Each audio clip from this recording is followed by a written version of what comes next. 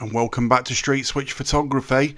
This is another quick one, let's do this. Street Switch Photography.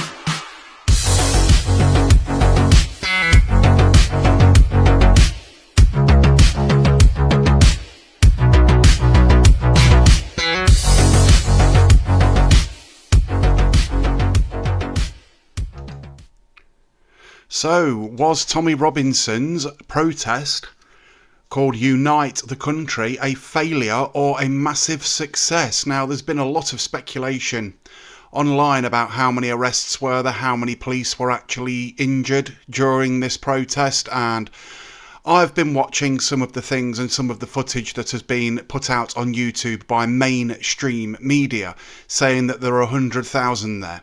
Now, I've looked at some statistics. I won't be putting all of it up on the screen because you can find that yourself quite easily online.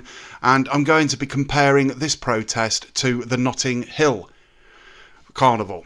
So what I seem to have forgotten to do is actually get all these up before I actually started streaming. But that doesn't matter. We can still go here. Is it 3 or 2? One of these. 1 second. I've got to go to my video capture device, window capture, properties. 1 second. There we go. There he is. And these are some of the news headlines. So we've got breaking news: 25 arrests for assaulting police in London. Now, the actual statistics, considering I would say there was a good couple of 100,000, probably 300,000 people there. At least 25 people were arrested. Considering there were I'd say 300,000 people, probably more. 25 arrests. 25 arrests. How many people were arrested at the Notting Hill Carnival? You can't turn around and say this wasn't a success. By police after assaulting officers in Saturday's Unite the Kingdom march in London, which was organised by the far-right activist Tommy Robinson.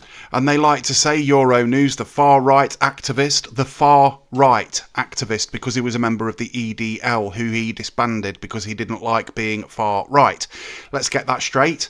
Now, you've got these people that will obviously, I'm just going to rewind that video slightly for you where he says that.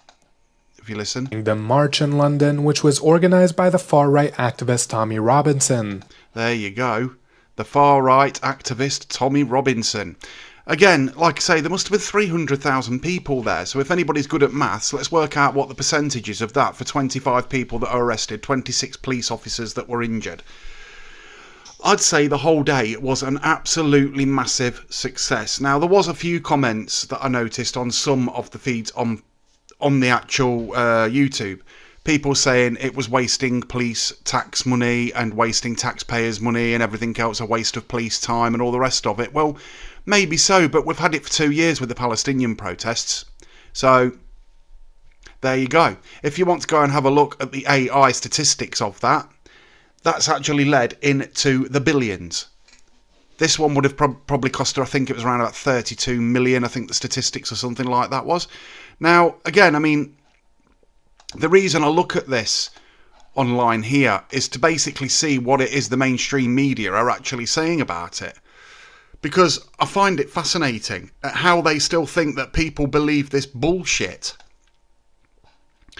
That people actually still believe this complete and utter bullshit. And, I mean, I know there was a couple of incidents where the police pushed a load of protesters down a side street because the actual main strip to Whitehall was absolutely rammed. And there were police there from all across the country. There must have been some misinformation through the police's fault or Sadiq Khan or whatever happened. They were pushed down the side street straight into the crew of Antifa, which is why there was a flashpoint. That was the only flashpoint at the time. Now, we've got a couple more here. I want to try and find the one from The Sun, because what they've actually written is absolutely fucking nothing short of disgusting. It's totally 100% untrue. And the reason I say that is because basically it is what it is. Let's have a look. See what we can find on YouTube about it. Here's the flashpoint.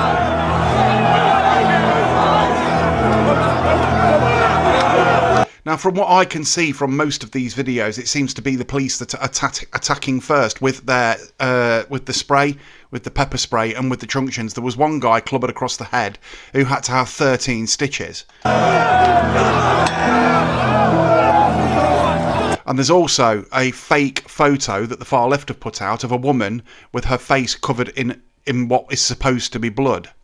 It's a fake photo. It's not real, so don't fall for it. It looks like she's been out with Palestine Action painting banks to me.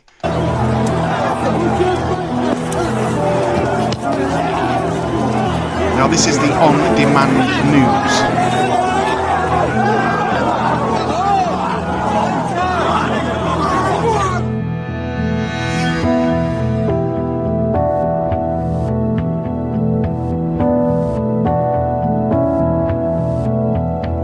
This was the biggest event of its kind in Great Britain ever.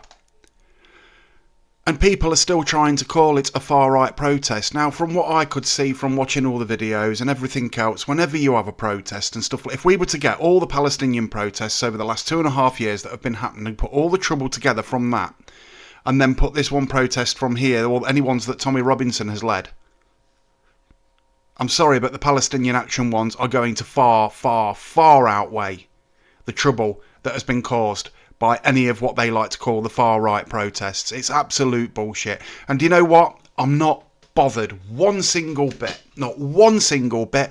Because now everything these mainstream medias put out, everything they put out, and everything the far left are putting out, people know it's bullshit. They know. They've woke up. They can see it. That's why so many were at that event. That's what people can see. There were grandmas there, granddads there, fathers there, father and sons, mother and daughters, great-grandmas and granddads, veterans, people from every walk of life, people from every nationality, people from every sexual orientation, people from everywhere, all across the world. The world. So they can paint this however they want. It ain't going to work. The change has happened. The change has done. The far left, the left, are done. It's over. And I can confidently say that. Starmer will soon be going. Soon there will be a general election. Who will win the general election? Who knows? But I think it'll be Reform. And I just want to put this message out for Reform. We're watching. We're watching. Everybody that was at that protest is watching to see what it is you are going to do, and you will be held to account, the same as every other government has been. But this time, the pressure you are going to be under for this is going to be absolutely ridiculous. So all I can say to them is, you want to be getting that right, don't you? Now, I'm just going to take a quick look at the comments that we have on YouTube and see if anybody's actually commented. I don't know whether they have or not. We'll have a quick look.